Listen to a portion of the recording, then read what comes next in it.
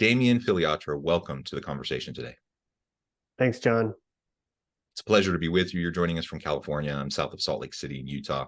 And today we're going to be talking about the recruitment space, specifically really distributed models and hiring remote and freelance workers in the modern world of work and how things are shifting in the age of AI and all of the connected confounding factors really and the transformations that we see occurring because of these disruptive technologies.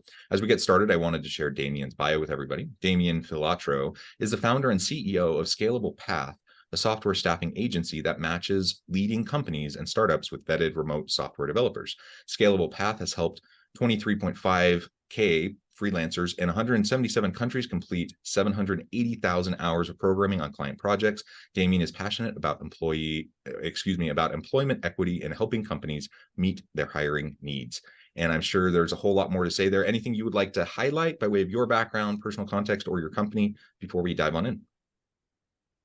Just to say that I started the company back in 2010 after spending a stint in India, managing a team over there, and saw the challenges of the time zone and the culture working with the US. And since then started working a lot with developers in Latin America for our US clients, and found that with the time zone and the cultural affinity, that worked pretty darn well. Just a little more, insight on some of our focus. Yeah, well, thank you for that. And so many challenges when you're trying to offshore operations and work with distributed remote teams.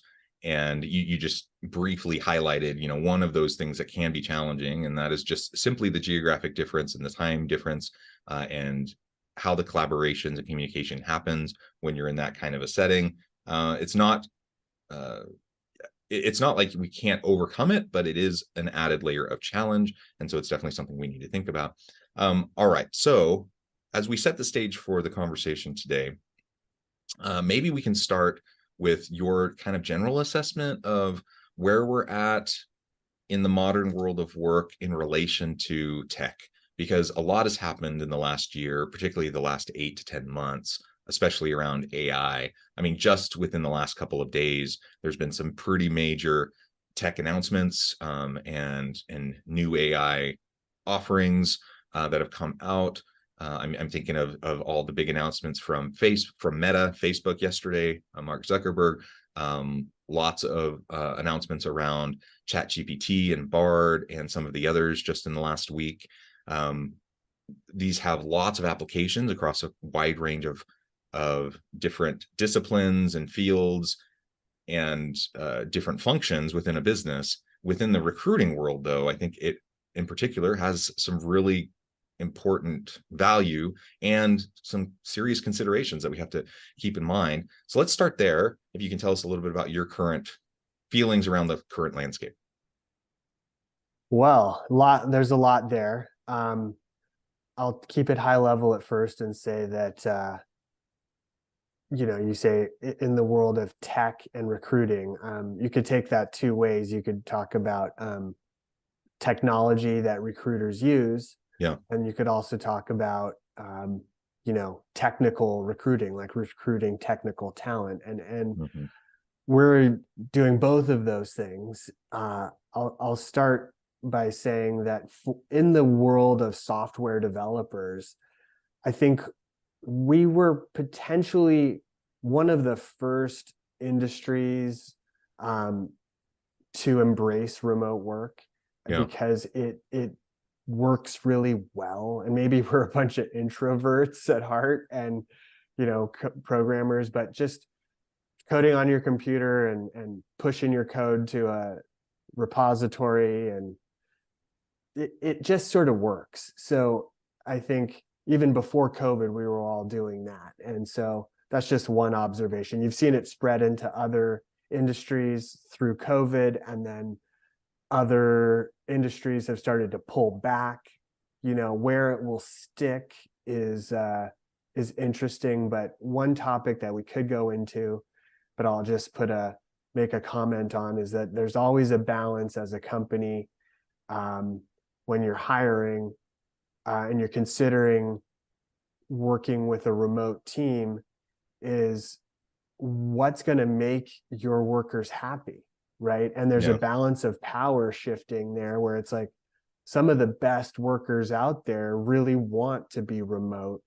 And if you're not going to offer that as a company, you may be missing out on that, not to mention the benefits to the planet and to people's lives. But so the remote, in my opinion, is here to stay for a lot of industries, and it's something that we're going to have to embrace. Now, going back to your other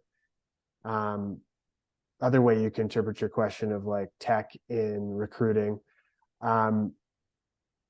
there are a lot of people out there who have been using automation in QA. I mean, we've been doing that for a while, and then more recently, AI.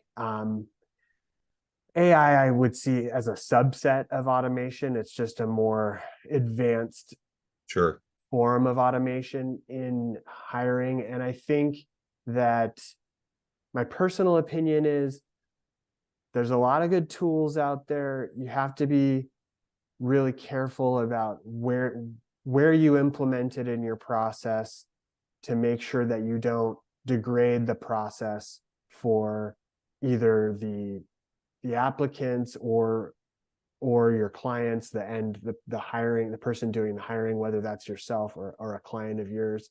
And I think, in my opinion, a lot of the companies out there are taking it a bit too far on the AI and automation.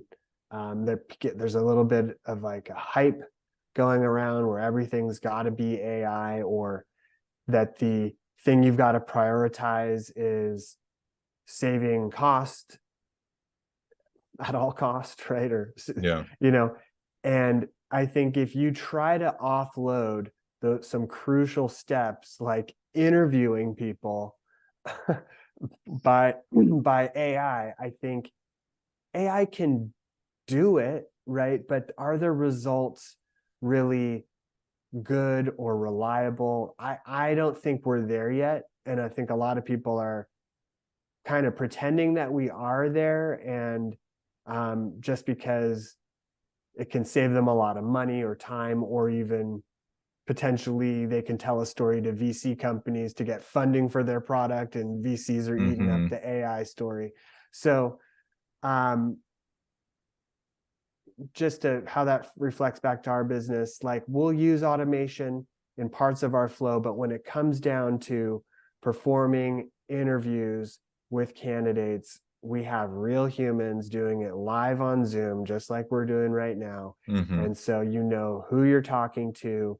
You can tell whether they're telling, you can't always tell whether someone's telling the truth, but I think it's easier for a human than a piece of software to tell if someone's being real with you. So yeah, well, can I zoom in a little bit on a couple of those points? Because I think you made some really good points and highlighted some really significant issues. So one, simply the AI bandwagon effect. Things have developed so rapidly over the past 8 to 10 months. I mean, AI is not new. It's AI, deep machine learning, and other forms of automation have been around for a really long time. As you know, we've always been trying to figure out how to do things more effectively, more efficiently. What's happened in the last 8 to 10 months is just the rapid usage of AI by the random company, right, and the random user, and the number of tools that are being released on a regular basis. So the primary platforms themselves, you have OpenAI and ChatGPT, for example, or you have Llama and Meta, and you have Bard and Google, and so on and so on and so on. All of these companies keep on rolling out new features at a very rapid pace, and then users or various companies are then spinning out new tools utilizing and based on these AI frameworks, and those tools are coming out constantly. So almost a week doesn't go by that we don't have at least a couple dozen new business application tools that utilize AI in some way, these large language models, which on one hand is really cool, and it's a fun kind of wild west world of like all these potential opportunities. On the other hand, what I see as a very dangerous thing is not even the ethical concerns of AI and all that. That's a whole other conversation, but just like the practicality of being able to use all of these tools. So I see so many companies, because the siren song of efficiency and productivity and everything, they just keep adopting tool after tool after tool, and there's no possible way you can use all those tools effectively. So you start to get buried by tools, none of which you're fully utilizing, all of which are still kind of building the plane while they're flying it. None of them really quite know what they're doing, and they haven't really proven their use cases yet. And so I'm all for experimentation, but you have to be very careful that you don't, start drowning by just the mass amounts of these tools that are out there. And you're constantly, you could very easily burn out your team with rolling out new things constantly, literally almost every week, if you were on top of all the new releases of AI tools. Another thing that you mentioned, specifically in the recruitment space, is there are very important human touch points in the applicant experience process, right? And so you have to think about the applicant experience and how that feeds into the employee experience. And you want people to have a really great experience.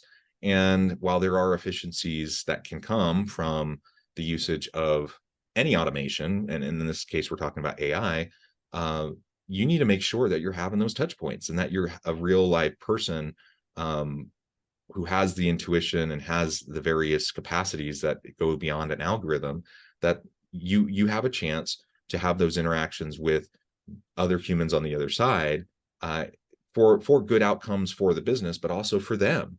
Remember, we're in a tight labor market. It's hard to find good people. There's a skills gap in a lot of industries. And when we're talking about any STEM field, including tech and coding and those sorts of things, it's not like we have tons of extra people going around. We have to make sure that we create an inviting environment for people to want to come and work for us. And if we don't have a good user experience, then that the likelihood of that goes down dramatically.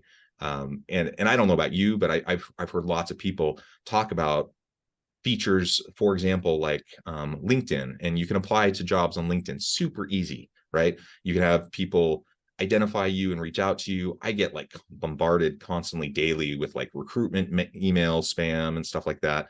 But also, if you ever go into like the jobs area of LinkedIn, I mean, they have like quick apply kind of features, and you can go in, and if I wanted to, I could probably spend an hour and apply for like 50 jobs, super fast and easy. The question is, does it do any good? Does anyone actually look at it? Because all of that is just AI algorithm behind the scenes trying to figure stuff out. I 100% agree with that. Absolutely. I mean, you bring up a good point there. Like, all this automation is just automation is a big bucket, right? Yeah. And so, but I want to come back to two things you said. But yes, this thing where, oh yeah, our lives will just get easier because we can automate the application to a position, or automate the parsing of a resume, or the review, or we can send a candidate a link and say, record your own interview with this AI, and then we're going to analyze your answers. And then no, humans aren't doing anything anymore. So then you just, instead of getting 100 or 200 applicants for a job that a human could actually parse, now you've got 1,000, and you actually can't do anything without AI because you're never going to have time to do it anyway. And all you needed to hire was one person anyway. I mean, do you really need thousands of applicants necessarily? Like, so there are so many things to unpack in there too. I mean, like, I can share a link with you, but digging into the area that I'm most kind of paying attention to is like, can AI actually like review someone's resume and like interview them and actually replace the human recruiter? And like, so far the tools, they're just not showing it. And there's an example from MIT podcast that I can share with you about this company that claimed that they could do it. And, you know, the applicant the MIT podcaster was testing it, and they answered all the questions in German. And then they like passed the interview that was supposed to be in English. It's just so silly. And a lot of these tools are also, you have to be so careful too, because as we know, like, you know, there's a big issue with, you know, trying to not be biased or discriminate against different people. And a lot of these AI tools end up being worse than humans at stuff like that. And so when you leave things in the hands of these tools at this point in time, like, I'm not saying it could never happen, maybe if we get to some future level, but right now we are just not there. And you need to have humans to have good results. But also, like you mentioned, like, there's an experience that a client has or a candidate has when they talk to a human and they feel valued. You know, like, if I'm a software developer and I've got a job and I'm trying to be lured away to work somewhere else, right? Am I going to spend time with a human who's actually saying, hey, I'm going to spend some of my real human time with you because I think you're interesting? Or am I going to spend an hour or two doing automated tests for a company that won't even take any of their time to talk to me, that may never even be reviewed by a human? So we could go on and on about that topic. For sure. And just to put one final, you know, really fine point on it, we both mentioned it, but I think it's really important to note, is just, again, reminding us that, yeah, in a few years from now, 5 years, 10 years from now, who knows, the pace of development and the refinement of these tools is mind-boggling. And so who knows how long it'll take to get to the point where perhaps this conversation is a little bit obsolete, and maybe the tools are just way more refined and better than they are now. But right now, we're in the wild, wild west of these tools and their capacity. And there are still tons of limitations. So you know, I'm all for embracing technology and experimenting and, you know, figuring out what the use cases and how they can be useful. I'm all for all of that. And I think we totally should be playing in the space, in the sandbox, and trying to figure out what works. But that's a different thing than just like wholesale adopting a new unproven technology and saying, this is our answer, this is going to fix everything for us, because it's just not true. And you're going to end up causing all sorts of, you know, unintended consequences that you haven't even conceived of yet, that not just you haven't conceived of yet, but that like society at large hasn't conceived of yet, right? Because it's all so stinking new. So all of that's really, really important. All right. Let's pivot now and just talk for a few more minutes about, you know, again, within this context of AI, automation, both in terms of the tools recruiters use in recruiting, but also how it can be utilized by developers, like you were mentioning. It's kind of a multi-pronged thing, and how we can frame it up. Let's now think about this in terms of distributed models of hiring remote and freelance workers, because as you aptly mentioned right on the outset,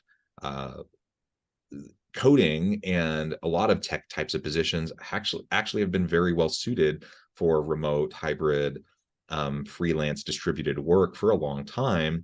And that's only increased over time. And of course, the pandemic kind of thrust us into this new world of work where more and more companies are embracing remote models. I guess the question I have is, for anyone listening who's still wrestling with this, or maybe they're thinking, I want to do a back to the office mandate, as many CEOs are doing, what are kind of the pros and cons, and what do you see as the primary benefits of choosing a distributed model, especially when we're talking about hiring freelance developers?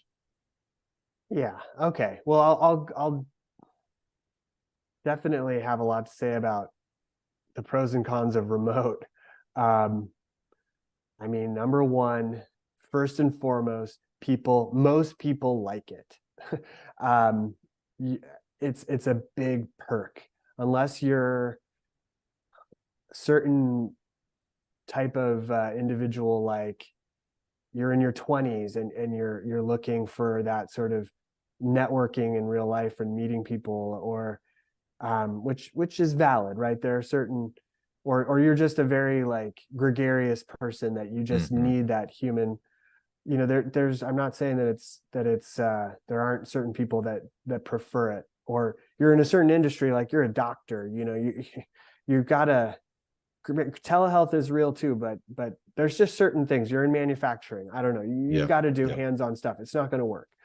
But for a huge part of the workforce that has a family or has an hour-long commute, when you think about their ability to have work-life balance, their ability to save money on gas, to save time on their commute, to have the company save costs on not having to have an office. When you think about the commuting impact on the environment, there are the pros, in my mind, on the whole, vastly outweigh the cons. And I think that if you've got a company that has different roles and different kind of people, that you should allow the people that their job role will work okay. They can do their job well and be productive remotely. And if they want to, you should let them, because you're going to be able to potentially even pay people like if I'm an employee and I'm thinking, all right, well, here's a job where I have to commute an hour every day into the city and it pays me $150K a year. And here's a job where I get to work remotely with my family and it pays me $130K a year. I might actually take that 130. So I would every day of the week. Right. So like you might be able to just consider that a perk, and you're saving money yourself. So I'll just say that at first about, I think it's here to stay for the industries that can support it. Big proponent of it. Okay, now within tech, I think that, you know, you guys have, if you're not in tech, you know, some people haven't heard of like agile methodology, or in particular there's Scrum and Kanban, and I think that the Scrum methodology that has been embraced by software developers, kind of by following some core parts of that, you kind of can mitigate some of the problems with being remote, which are like, you know, people not feeling connected, people. And so one of the core things of Scrum is that every day you have a team, and they get together on a daily stand-up call, and you try to do it every day. You don't have to do it every day, but it's on the calendar every day, and you get together and everyone on the team sort of says like, hey, usually inevitably you get on while you're waiting for everybody to join. Oh, hey, what did you do? What's going on? And people feel like a little water cooler kind of thing going on, and they talk and they connect, and then everybody says, hey, whatever goes around is, well, okay, this is what I did yesterday. This is what I'm going to be working on today. These are the questions I have, and it spurs conversation and connection. And that sort of, not all software teams follow that, but we try to make teams follow that. And I think it goes a long way when you follow that methodology. You don't just let people go remote and don't kind of add any sort of structure that forces them to come together and collaborate. I mean, is that the sort of thing you're looking for on how to make absolutely. it work? Yeah, I completely agree. I think finding ways to embed touch points with remote or hybrid workers, you can build in mechanisms. It doesn't happen as organically as it might in a physical office space, but it doesn't mean it can't happen. You just have to whether it's a scrum or there's a variety of things you can do to just make sure that you have mechanisms for people to be touching base and interacting with each other and feeling a sense of belonging and community and collaboration and all those things, which are usually the things people are highlighting when they say, oh, you got to get back to the office. Well, Damien, I know at the time I'm going to have to let you go here in just a minute, but before we wrap things up for today, I just wanted to give you a chance to share with the audience how they can connect with you and find out more about your work, and then give us a final word on the topic for today. Well, they can connect with me by going to scalablepath.com and either filling out the contact form, or if you're looking to hire a software developer or designer or any sort of person to help you build a digital product, you can click our Hire Now button and tell us about what you're looking to do. And the final word, I guess, yeah, it's an interesting time with AI and remote work, but I would say that what's coming out through all of this is the importance of human connections through all of it. I think that's a common thread through everything we said, and I definitely believe that. And if you stick to that, you'll be all right. Yeah, well said, Damien. Thank you so much. It's been a real pleasure. I encourage the audience to reach out, get connected, find out more about what Damien and his team can do for you. And as always, I hope everyone can stay healthy and safe, that you can find meaning and purpose at work each and every day. And I hope you all have a